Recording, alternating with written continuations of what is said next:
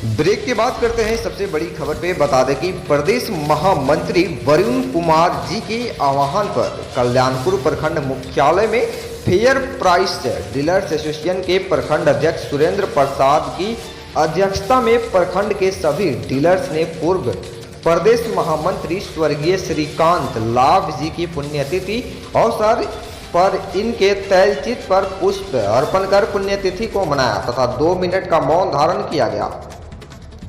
बता दें इस संगठन के पूर्व साथी स्वर्गीय केदार सिंह को भी नमन किया गया। वहीं कुछ दिन पहले पिपरा थाना क्षेत्र अंतर्गत कुंवरपुर के डीलर केदार सिंह की मौत पुलिस की पिटाई से हो गई थी, जिसमें थाना प्रभारी सहित अन्य 4 पुलिसकर्मी निलंबित हुए थे। इस संदर्भ में सभी डीलर माननीय जिला पुलिस कप्तान डॉक्टर कुमार आशीष से एसपीडी ट्रायल चलाकर तुरंत दोषियों को सजा दिलाने हेतु मांग किया है।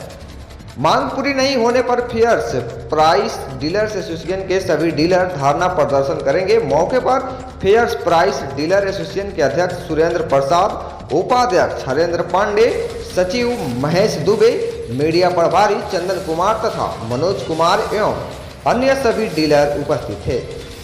24 India news channel team report.